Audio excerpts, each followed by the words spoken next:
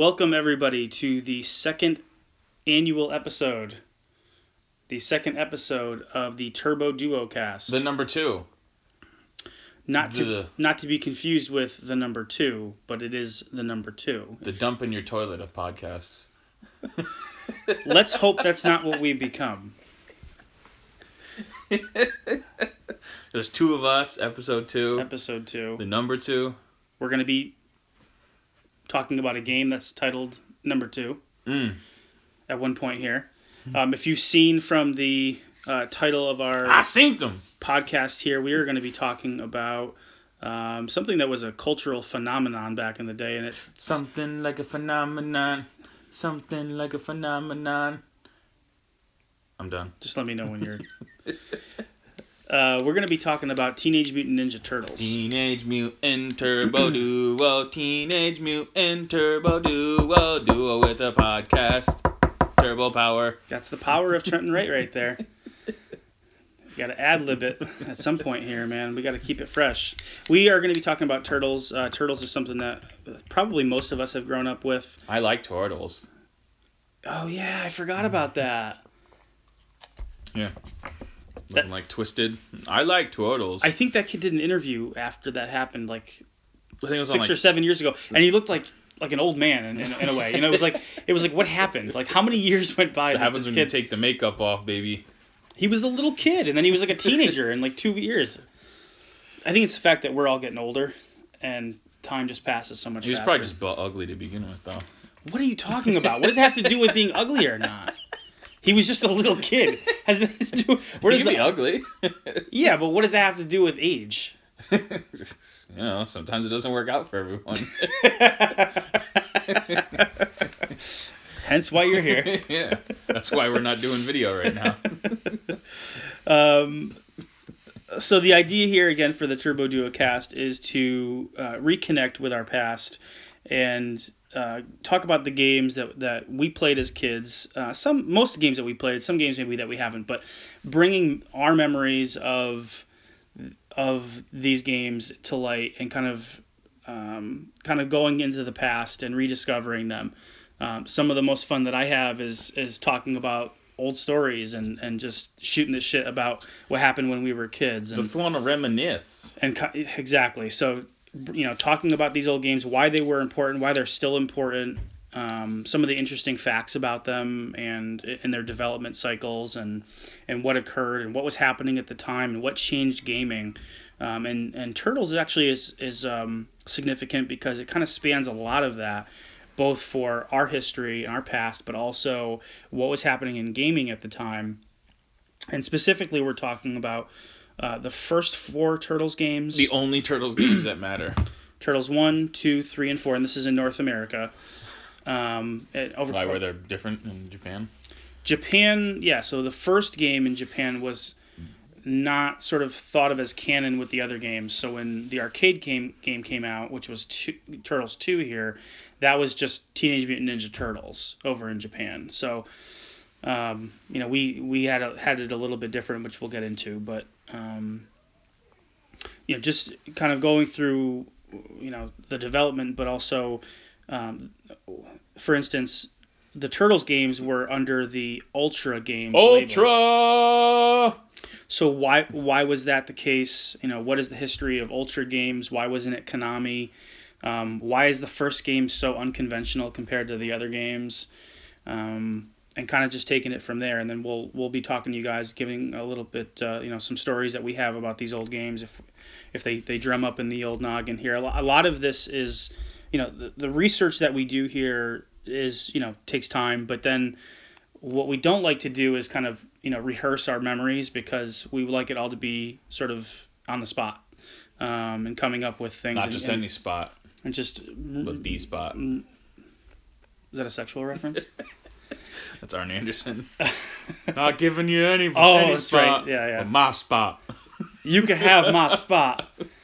He told that to Kurt Hennig, right? Yeah. All right. For any wrestling heads out there, you might remember that fateful day in WCW. That was late, wasn't that towards the end of Nitro? I honestly don't remember. It might have been. It was probably 98 or 99. If I had to throw out a guess. Right around the time I stopped watching. Yeah. Okay. So without further ado, let's get into it. I think. One more preface here. What we're gonna try to do is we're gonna talk about these games. We're gonna talk about Can we talk how we remember them in our for minds. a minute? Because for a lot of these games, we haven't played them in most of them years. I mean, besides Turtles 4, have you played any of these games recently? Turtles 2, we probably played maybe like a year or two ago. Manhattan Project, maybe 6 years ago. 6 years ago we played Manhattan And then, Project. as everyone else, Turtles 1 shouldn't have been played in Okay, well, 25 no, years. let's stop it right there. Whoa on that. Okay? Whoa on that. Whoa. Now, I'm not saying that you're not entitled to that, but, of course, what we need to do is play these games again and then come to a consensus. Y'all want to play some games? So Then we caress them. we'll play each game, and then we'll come back and kind of give our final thoughts about, what we think of them. Yeah, like Jerry Springer. What was on Jerry Springer? His final thoughts. Right, but we're going to do them per game. We're not going to play all the games and then come back and talk about them. We're going to talk about them individually and then come back and say how we felt about them, and then maybe come to a final thought at the end. Yeah. Okay. So let's get into the original Turtles game. So Teenage Mutant Ninja Turtles came out on the NES in 1989. It was developed and underdeveloped. Produced by Ultra Games. Now, Ultra Games, who is Ultra? Ultra Games is really just Konami. Konami was producing a lot of games back in the 80s, and the reason that they created Ultra Games, some of you might know this, is because they needed to get around Nintendo's licensing restrictions. Nintendo basically, with their licensing partners, said you can only produce 5 games a year. And Konami had a lot more development teams. They had a lot more software that was going to be created. They were a bigger company. They wanted to produce more games. So what they did is create a shell corporation called Ultra Games, and they produced up to 5 more games under the Ultra Games logo to be able to produce more games. A subsidiary, if you will. Subsidiary. Perfect. Thank you for that. Ultra Games lasted for a few years. They kind of phased out.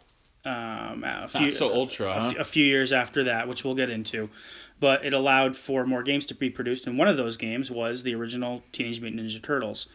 Apart from the other 3 games, Turtles 1 is like in Sesame Street. You know how one of these things does not belong? No, it's like when your parents have a kid and they were like, well, we had one, but I think we could do better. In a twisted psychopath's mind, Trenton, that might be a good way to explain it. Like they didn't do well in the first one, yeah, and then they saw how good the second one came out. Went back to the drawing board, the bedroom, and then laid it down. Yeah, but how can you go back to the drawing board and try to recreate or discreate something?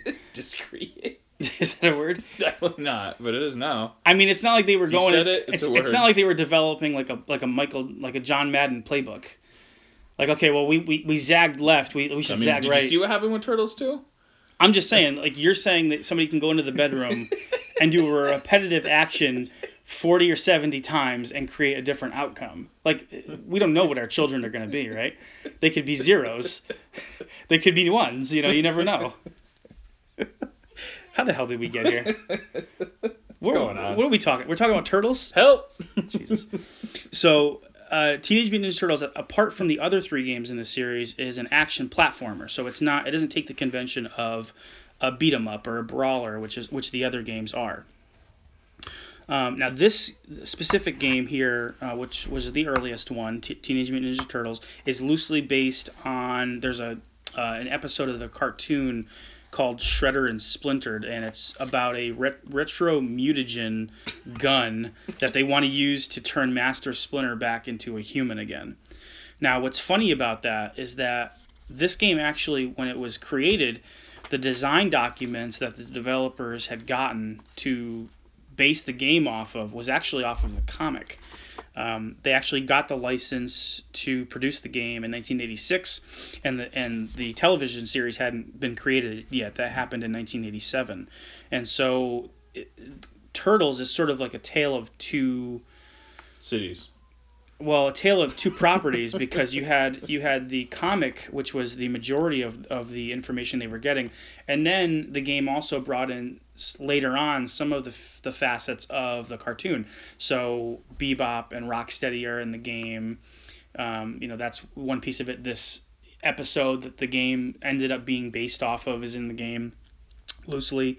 So there's pieces of it.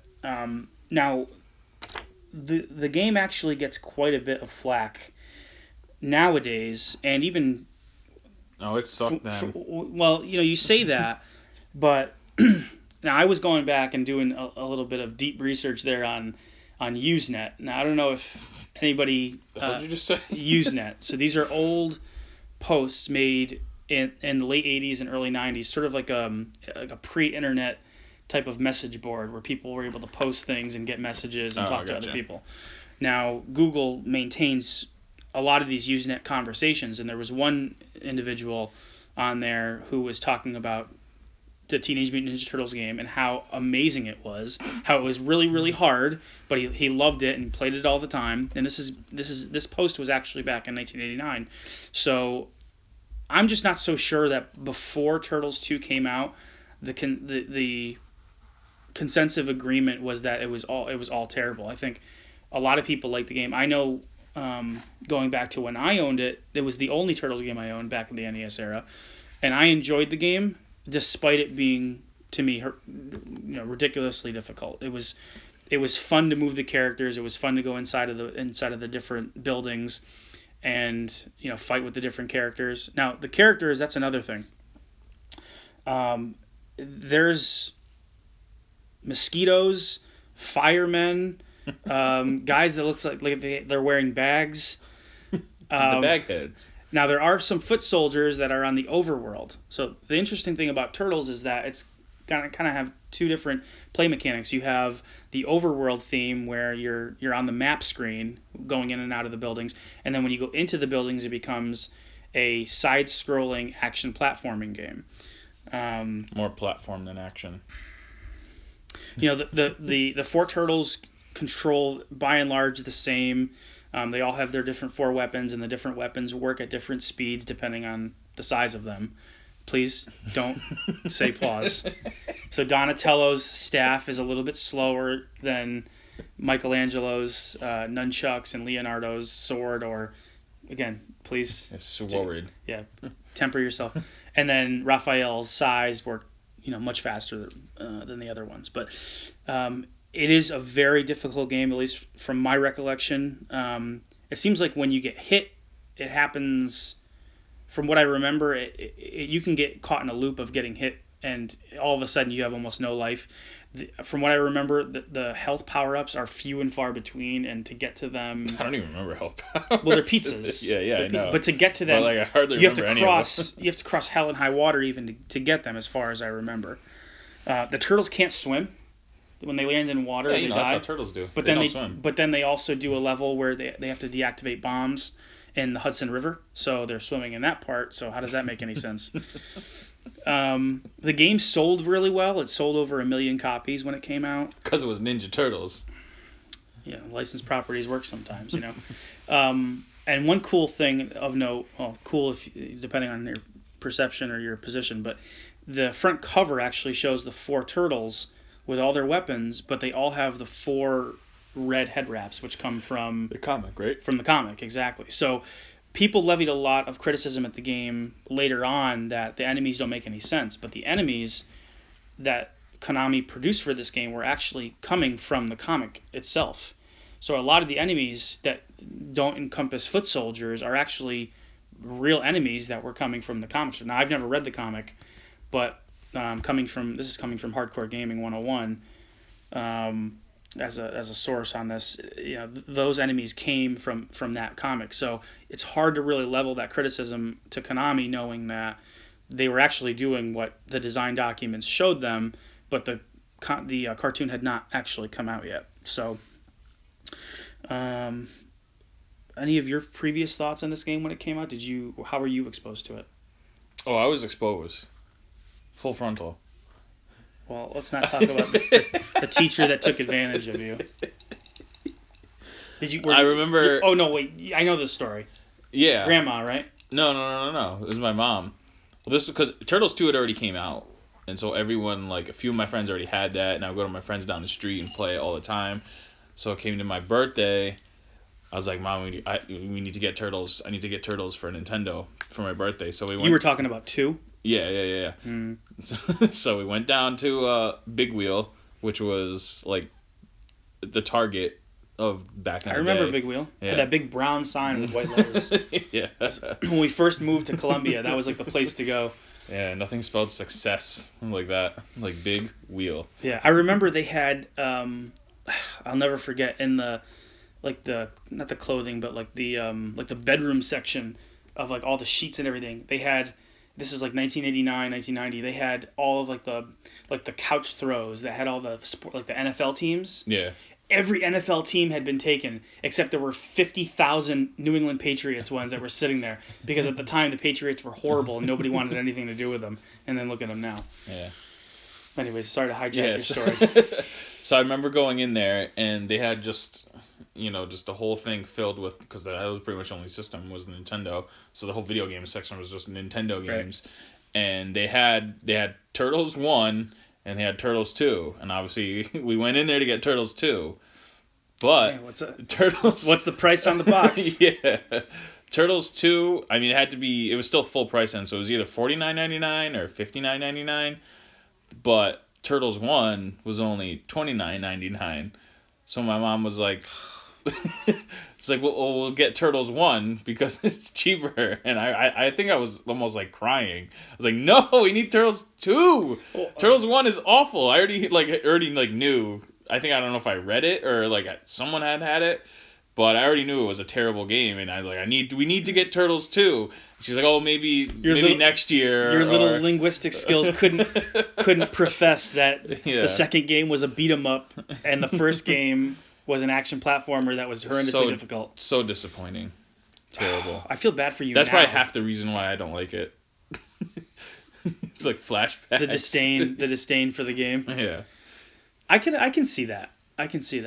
I mean, all things worked out in the end. When did you finally get to play part 2? I'd already played it.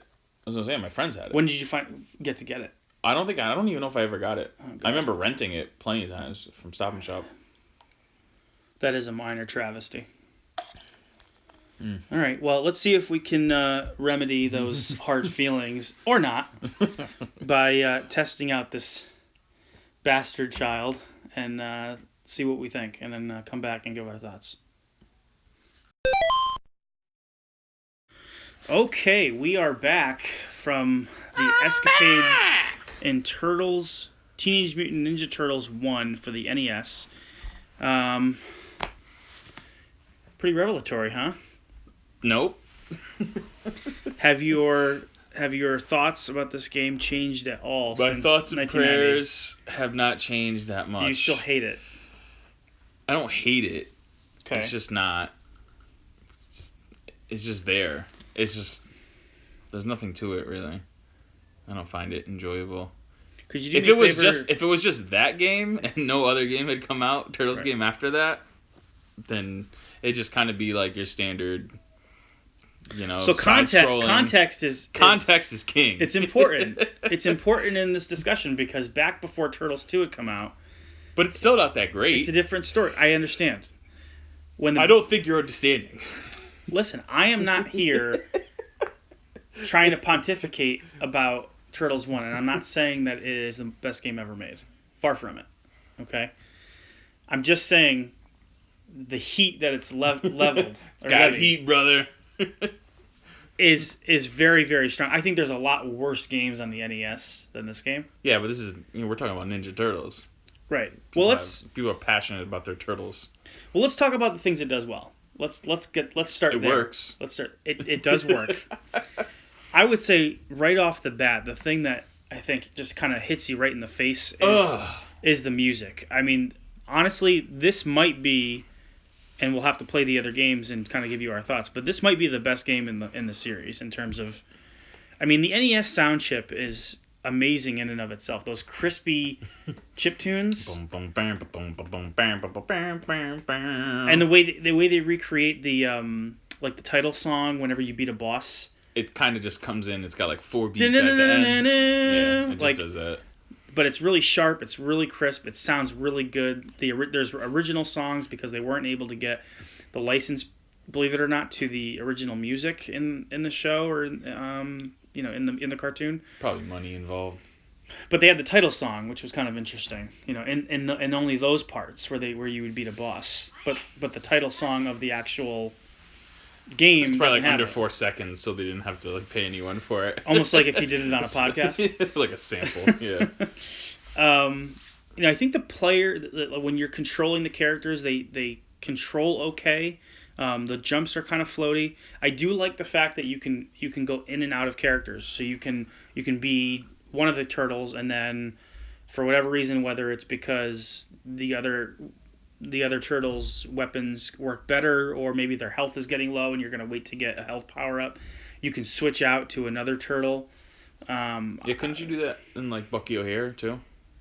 You could like switch. You just press select. Yeah. And just switch out. But Bucky O'Hare, I think, did that more in the case of trying to be like Mega Man, where you had a different ability that you were required to get through something, more so than while my health is going down, and it felt like more in this game that the turtles were sort of, not indistinguishable, but you could swap them out and still get the job done in any scenario. It might be a little harder, but you could swap them out. So, I think the graphics aren't bad.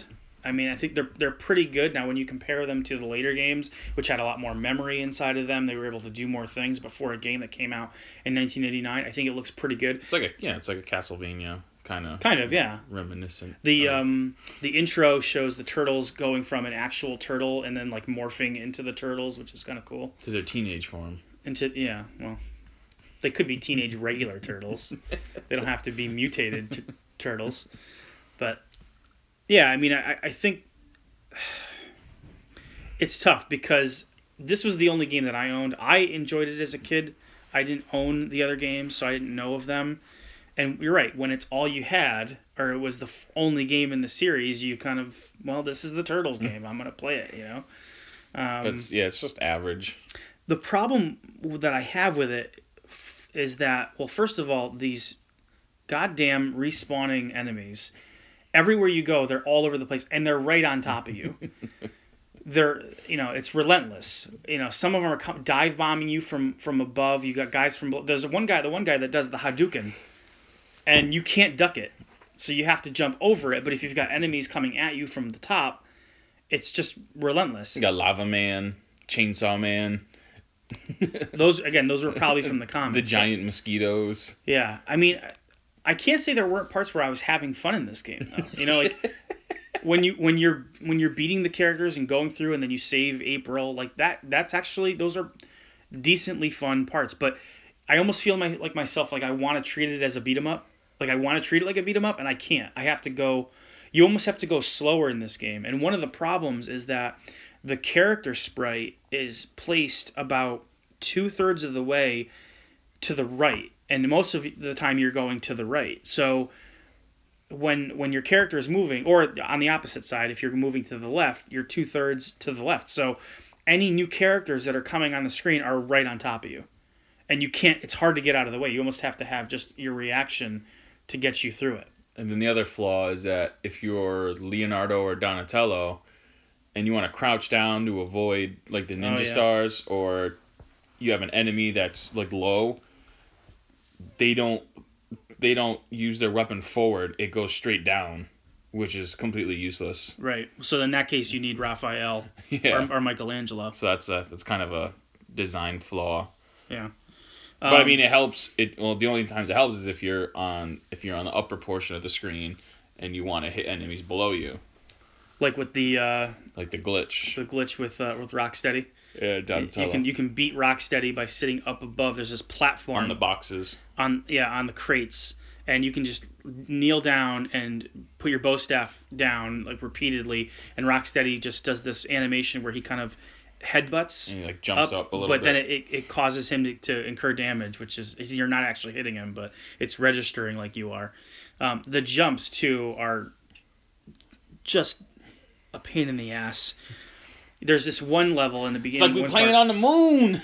Well, it is floaty, but if the platform is close to the ceiling and you're trying to get over to the next area and make a jump, everyone knows that. You just slap your head on the thing. And when you hit the ceiling, you drop straight down, so your momentum doesn't carry you forward onto the next platform. And then you have to go all the way through that stage again, and now that's where the respawning enemies come back in, and it's so frustrating. Yeah. And one of the things that makes it even more difficult is that this isn't a beat 'em up where you have 3, 5, 7, 10 lives. Once your turtle is caught or captured, it's done.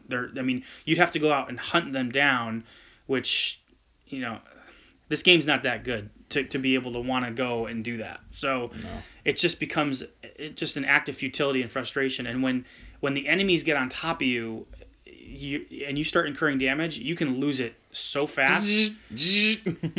Yeah, well, especially with the electrified seaweed.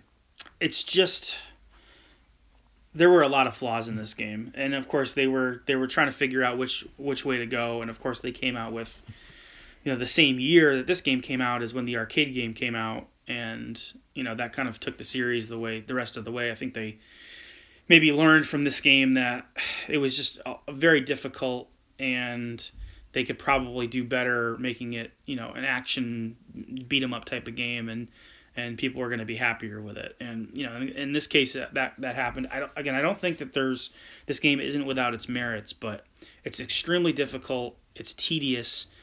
You die. You can die very easily. You have to tiptoe through every single stage, which isn't fun because of where they placed you on the map. Your character sprite is big in relation to everything else going on the stage. There's a lot of enemies that have random patterns, and it's hard to kind of decipher where they're going to be. It's one of those games where you need to spend a lot of time with to get used to learn. And are you even going to want to do that? Is it going to hold your interest long enough that you're going to want to stay to try to beat it? So, we only got to, I think, the second stage, and we were already dying. Almost all of our turtles were dying. So, yeah, because on the on the third stage, if you're Donatello, he gets hard, so his turtle dong's out. Where are you going? So it makes it even more difficult to get through the level. When you have an erect turtle. Yeah, because you don't know if it's his dong or his bow staff. Or the bow staff that's coming out, and if it's just a meat stick, it's not going to hurt anybody. Or it's a Riddick bow staff. Yeah. Or a Thai bow staff. Bo knows. Yeah. Bo Jackson. Bo knows best. Maybe we should play that's why they call Bo him, Jackson's baseball. Yeah, that's why they call him Dongatello. Is that really what they call him? All right. Teenage Mutant Ninja Turtles. If you like a long adventure style game where there's some action platforming and it's play something else. Very frustrating. You might want to give it a shot. Play Castlevania. Otherwise, the other three games are probably going to appeal more. Especially, I think too, us being a little bit older and not having as much time to spend 3 or 4 hours trying playing to a game that's marginal. Yeah, it's just not. I don't think it's worth it. I still don't think it's worth it to enter it. I don't think it's too expensive of a game, but I would say just spring for the second or the third or the fourth game, which we're gonna get into now. Or the Game Boy game. The Game Boy games are way better too. Oh, that's right. The Turtles, the Foot Clan one. Yeah, really good. Yeah. So, anyways, that's Turtles, Teenage Mutant Ninja Turtles, and I think you kind of know where we stand on that. So let's get into the second game, aptly titled Turtles 2 or Teenage Mutant Ninja Turtles 2, the arcade game. The reason why it was called the arcade game is because it's an arcade game. It's based off of the arcade game. Teenage Mutant Ninja Turtles. I keep calling it Turtles 2. Can I refer to it as Turtles 2? I think everyone does. Okay. Yeah, no one calls it Turtles. No one calls it Turtles. Hey, you have Turtles the arcade game? Everyone's got Turtles 2. Well, I was saying Teenage Mutant Ninja Turtles 2, saying it full out. Okay. This game came out in December of 1990. What a great year. Very excellent year. We had Hogan versus Warrior. Super Mario Brothers 3 came out that year. Yeah. Remember that commercial? Mario, Mario, Mario, and then the world comes back, and you see it's Mario's face on the globe. I mean, they pretty much owned everything at that point, so it was really global it was domination. Talk about having your dong out. Yeah. You know, it was like here we are. It was like Robert Parrish laying it out. I told you that story, right? Did I tell you that story? I think so. I don't know. You guys want to hear it? You want to hear it? So I went to Notre Dame to visit my buddy Pat when we were in college, and we were at the freshman game, which was the football. I don't know, the start to the season, and it was the white versus black game or whatever. Yeah. And one of his buddies, his dad was either like the trainer or he worked with the health staff of some of the NBA teams. And he was saying that, there was a picture of his son with Moses Malone. Moses! And they were talking about how big Moses' dong was. Yeah, that's standard talk. I don't know why. But in the picture... How big is it? Now, listen, I don't know if this is true or not, but this is what they told me. In the picture, so the kid is sitting on Moses' lap. Moses has come out of the shower, and he's got his towel on. And they want to take a picture with him. So he sits on Moses' lap. This kid is probably like 3 years old. Big grin from ear to ear. Moses' towel falls off. Well, of course it would. And he says, let's take the picture. So they take the picture. It's this kid with Moses Malone. Moses' dong is out. And apparently, I was like, well, okay, so what's the big deal? He goes, his dick was the size of a Pringles can. It looked like a sprawled out Slinky. and we're like, really? And he's like, you should have seen Wilt Chamberlain's. I was like, well, how big was Wilt Chamberlain's? He goes, Pringles can and a half. It was like a Pringles can and then like a trial size. But like the idea of this like 3 or 4 year old kid grinning from ear to ear, smiling with this guy, this basketball player. So there's an actual picture of it apparently, somewhere? I don't. This could be like purely speculation. It could be total bullshit, but like this is someone just really infatuated with. But I met the guy who was in the room who was the personal trainer for these. Well, how big was his? I don't know, man. I asked him, he wouldn't tell me. So Turtles 2, the arcade game.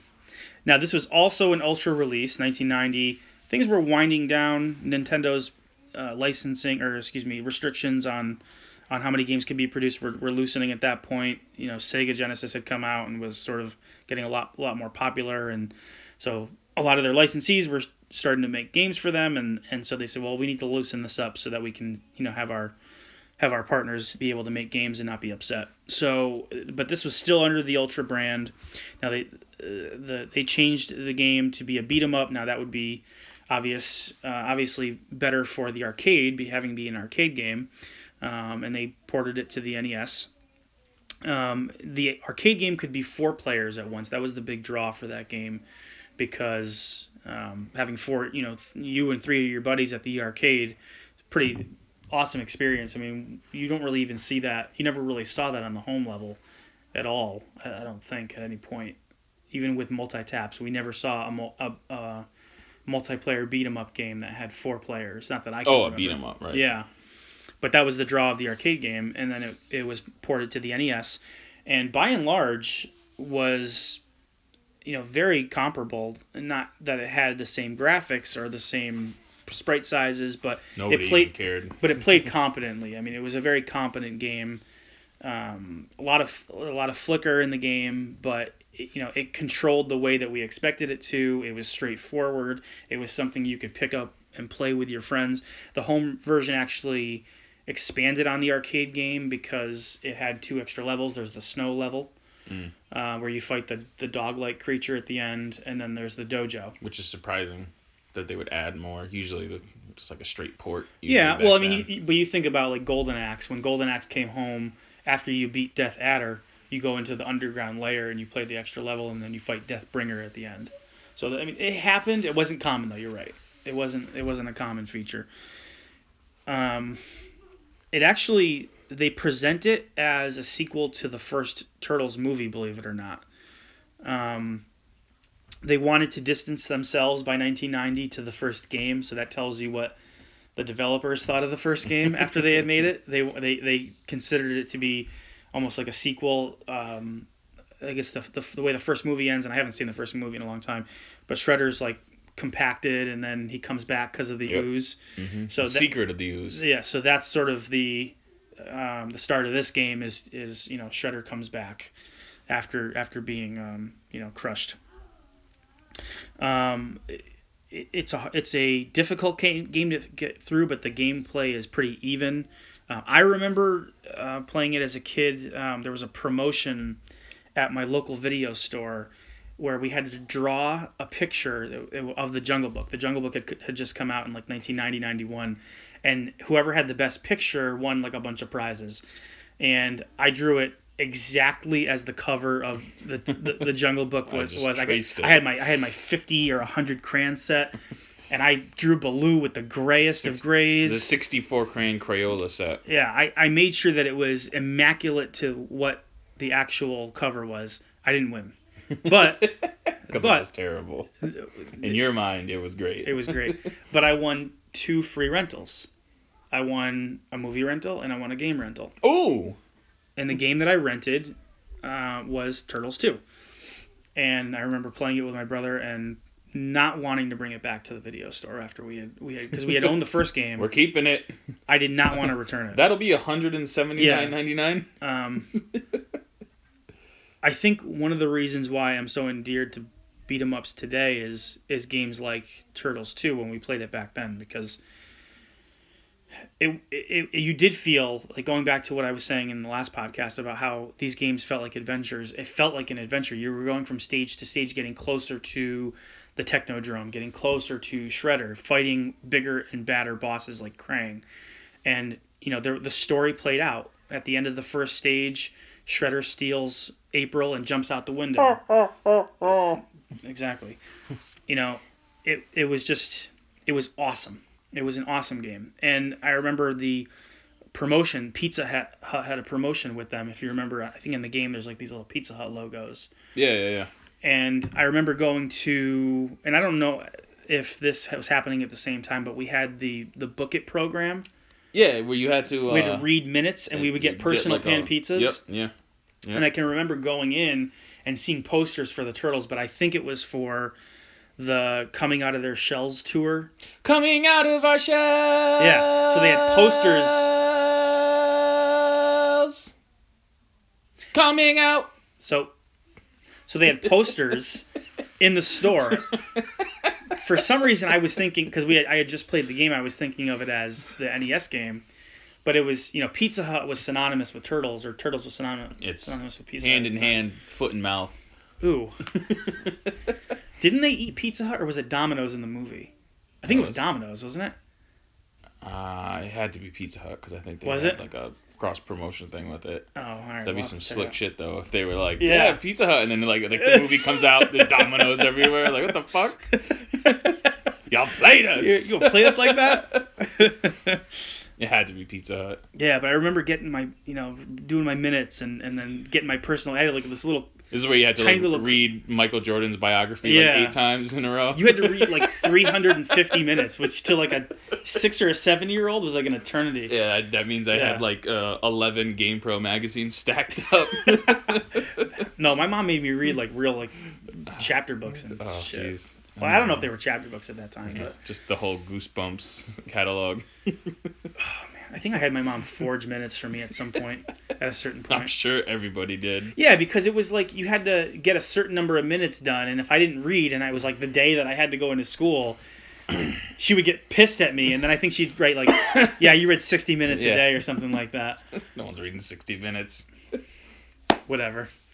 Got to meet the quota, I need those numbers. Get out there and sell.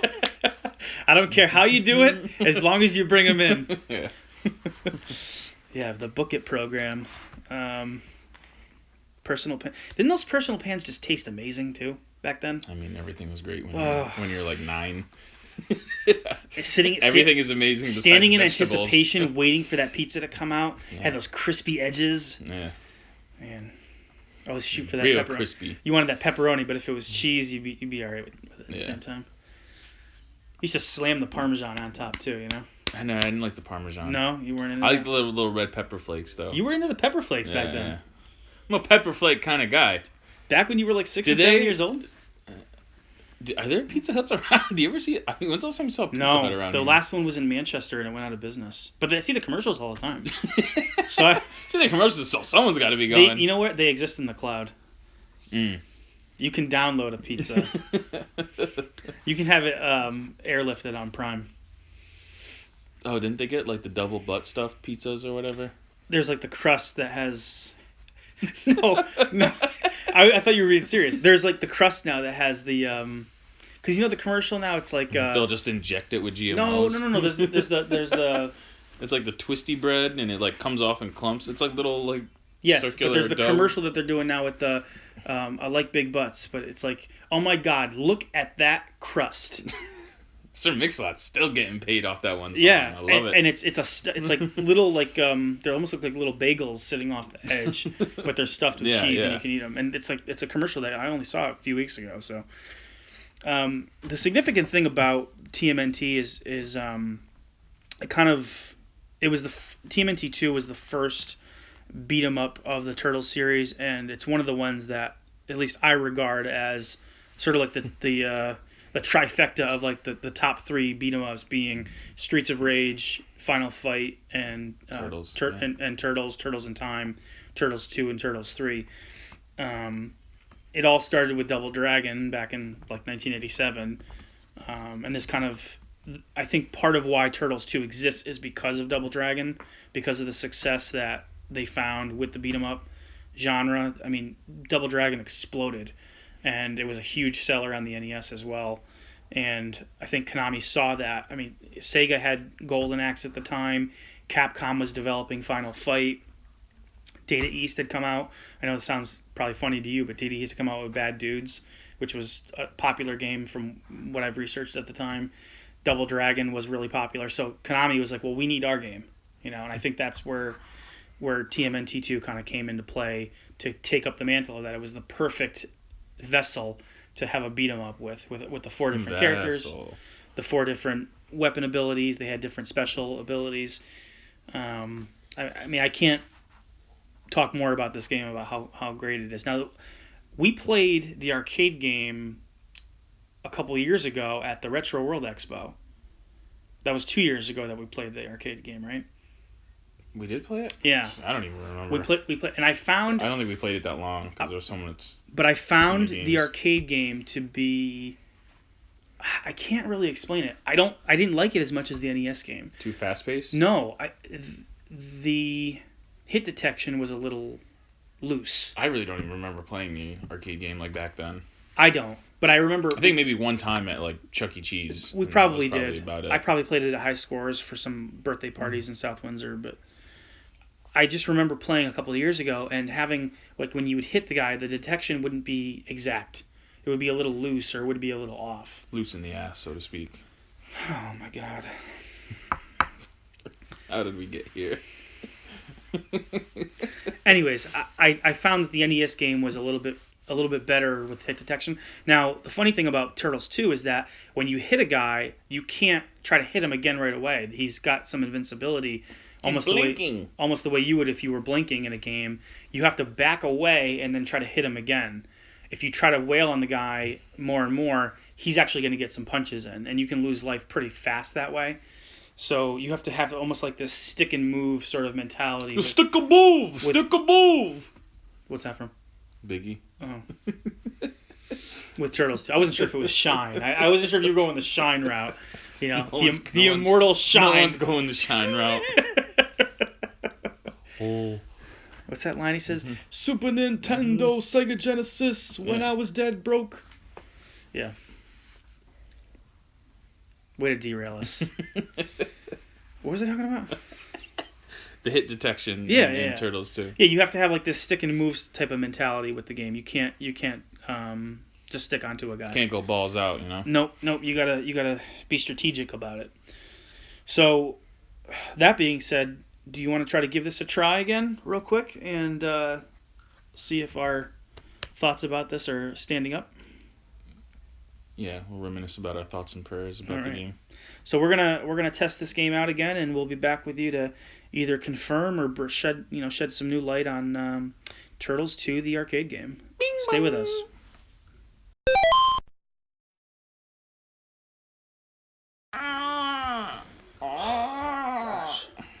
All right, we are back here from our play session of Turtles 2, the arcade back game. In the saddle again. I'm back. All right. You forgot Back in Black. That's what I just did. Oh, that's right. You said Back in the Saddle. And then I went. Oh, right. That's Baby Boy Brian Williams, right? Yeah, Baby Boy.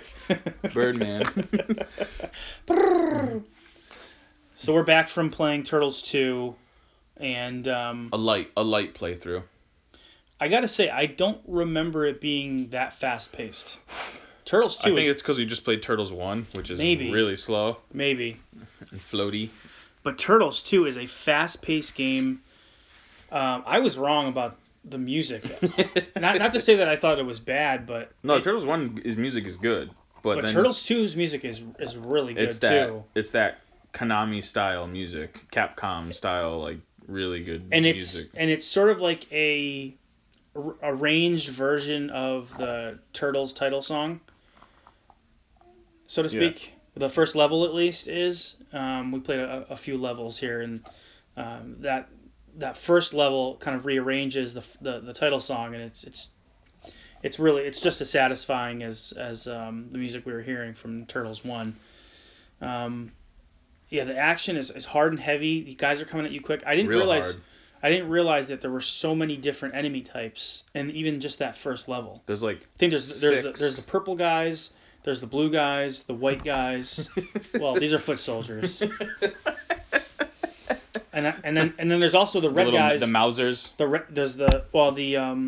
weren't any Mousers. There was the circling robots. The unicycle bombers. Yeah, and they have like the electricity, or they have the got that taser rope. The taser rope that they can hit you with, and then in the boss fight area, there's the guys with machine guns. Yeah, the red soldiers. Yep, and then there's the No Limit soldiers after that. Exactly, you have to fight them.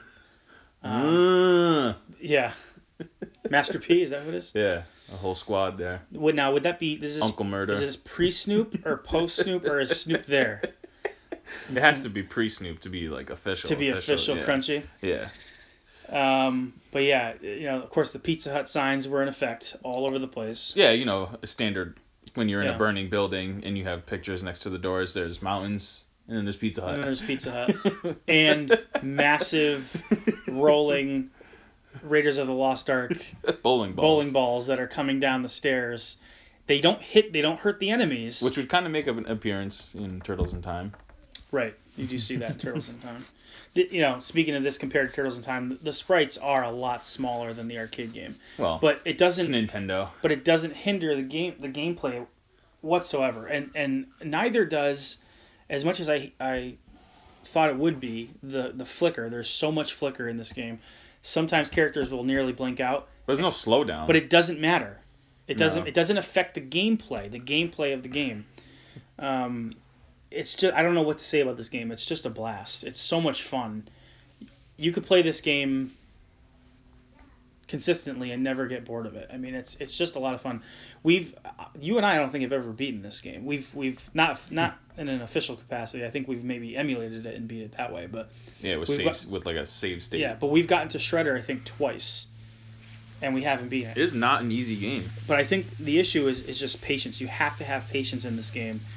Like the boss, you looking at hit Bebop. Once, then you just walk away. You gotta try to stay out of gather their your path. thoughts and hit again. Part of this game, as much as it is just a blockhead beat 'em up, it's you have to position yourself in a way that you're not going to get hit, because sometimes there's 3 and 4 enemies on the screen, which I can't even believe they were able to do that in an NES game. But you have to position yourself so that when you hit somebody, you're not going to be in line to get hit by somebody else, because you do that, your health is going to go down. There's only so many continues in this game. I think there's only like 3 continues or so. Yeah. And if you start out with two lives. 3 lives. Or 3. Well, if you get the 0 is counts as a life. Yeah. But if you have to ever do a stage over again, you might as well just restart the game, because you need those continues. You gotta save it to the end. Yeah, you have to get through at least 2 or 3 levels before you use a continue, at least early on, or you've got no shot at even reaching Shredder. And it's a fairly, I mean, for a beat 'em up, it's fairly long. It's got to be they added 2 the hours. 2 levels. It's got to be like 2 hours at least, right? It's inside of 2 hours, probably between an hour. It's lengthy. For a beat 'em up, but a good. Well, when you think about Turtles in Time or some other beat 'em ups, Golden Axe, these games are like 20, 30 minutes. I mean, you can beat them in less than sometimes a half an hour. Yeah. I think which is what the Turtles 2, I think we've beaten in 22 minutes. Yeah, but when you're playing, it actually comes out like a lot longer. But like the total time in-game time, yeah, it's like under 30 minutes. But the stages are long. I remember the dojo stage being long, and the snow level, which are the 2 extra levels, being really lengthy levels. Still really fun, but those damn tigers. Oh, those tigers. They're rough. The problem is I think we don't get to that part until much later, and so we don't see them that often. So to understand the patterns, by the time we've gotten there after fighting 500 foot soldiers, it's like, what do I do with this part? And then the Shogun guy, or the guy with the long staff. You got to break out your Nintendo Power and look at it, Yeah, I have my Electronics Gaming Monthly with the Turtles on the front. I think that's for the first game though. But this is just a fantastic game. Once they made this game and they saw how successful the formula was and how everybody responded to it, they really stuck with this through the rest of the 16-bit era. All the way through 8-bit to 16-bit. Well, if you don't count Tournament Fighters, but that's a whole nother story. Yeah. So I think what we're gonna do is we're gonna cut it off here and make this a first part of a 2-part, where we've done Turtles 1 and 2. And I think the next time we go, we're going to do Turtles 3, Turtles 4, and maybe even the Hyperstone Heist. If we... because we'll do like a quick comparison. Because I don't think I've ever played Hyperstone Heist. So I owned it previously. And And Trenton and I just had a massive eBay pickup. Massive, real big. It was a big box. That Hyperstone Heist came in, so we'll keep that in the library at least for now, so we can get a playthrough of it and kind of report back to you guys and kind of giving our thoughts. When we were kids, we always thought of that as kind of the analog to Turtles 4, but it kind of isn't. It kind of is, but it kind of isn't. Turtles, the Hyperstone Heist is sort of the leftover shit of everything thrown onto the Genesis. Yeah, but that was the thing back then. They tried to make, if they were putting games out, the same game on 2 different systems, they would try to make them, not all the time, but a lot of the times they would try to make the versions different. Unlike right. on the PS4, Xbox One games that come out, they're literally exactly the same. Well, they're identical. Yeah. They're pretty much identical. Yeah, they are. There's no benefit to playing the other. Yeah. The other game. There's a lot of games that came out on 2 different systems then that were, sometimes the games are completely different. Well, look at Aladdin. Yeah. Aladdin was made by Sony ImageSoft Virgin on the Genesis, and then it was made by Capcom for the Super but there was Nintendo. some games that they put out like just Beavis and Butthead on Super Nintendo. So they were right. Genesis and the Super Nintendo games where they were completely different games, not even one bit similar. I really want Beavis and Butthead on Genesis. I mean, I have it. It's fun. I beat it with Josh Nurkowitz. We got all the tickets. We got the pieces of the tickets together. Went to the Guar concert. Guar. Because it kind of disguises itself as like an action game, but really it's kind of like almost like an adventure game. The Super Nintendo one's good too, but that's like a side-scrolling one. It's co-op at the same time. Is it a beat 'em up? No. It's just like I don't know how to do it. It's just like a side-scrolling game where sometimes you have to like work together. But do you have to make decisions? Like, do you have to like go through story sequences and make decisions? Nah, not really. Okay. But it's actually a fun game. I like the part in the Genesis one where you have to work at the burger joint and you got to put the rat in the fryer. And fries, and the guy just throws the fries in his mouth and you see the rat gliding towards his throat and he just swallows it whole. Like, what kind of animal just swallows? We're talking about Beavis and Butthead, right? But it was like the big fat guy in the suit, I think he was. Does he throw it up and you have to go get the ticket? Is that what happens? Or is there like a ticket behind the I don't remember where he... maybe that's another episode. Tickets, we'll have to do Beavis and Butthead sometime. Anyways, thank you guys for joining us for our second episode. We're having a lot of fun doing these. We look forward to doing more. Please give us feedback on what you guys think. We'll make a post about this on Instagram. Right now, our podcasts are up on Podbean.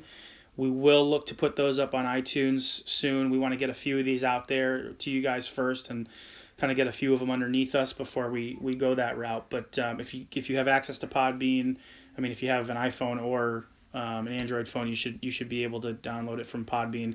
Trent, what do they look for on Podbean to find it? Well, now you should just be able to type in the Turbo Duo, and it should come right up. Or if you're on our Instagram, you can literally just click the link in our profile. It'll go right to the page. We'll still upload it on YouTube too. That's we'll right. probably get just a simple website up so you can just download it right from our website too. Instagram's at the Turbo Duo. YouTube, we're still not up in that upper echelon of subscribers where they give you your own we're domain. almost there. We're almost there. But if you kind of look up the Turbo Duo, and it'll probably come up eventually if you're into that kind of thing. But if you want to leave us a comment either on our Instagram or send us an email if you can. Just give us some any way you guys can give us some feedback on what you want to see about the show, or what you like, or some things that you would like to see, or changes you'd like to see. Just give us some feedback. We think we're doing a pretty okay job, but we like to hear what you guys think. So let us know.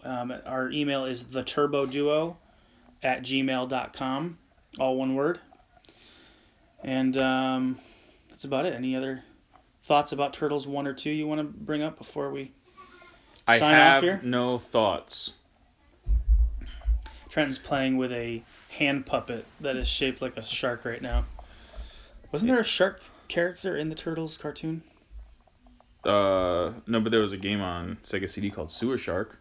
Ew. Which is kind of like, turtles are in the sewer. There's a sewer shark. I thought there were like walking sharks. Maybe it was like an action figure. I think there was. I think they made an action figure, yeah. But yeah, it's getting late. We got to go out and save April, or just find a girl on the streets named April and save her. And save her by capturing her over a bag? Yeah. Like Borat? She doesn't know she's getting saved, but she is. We got to defend the streets. Yeah. Thanks, guys, for joining us. We will see you next time.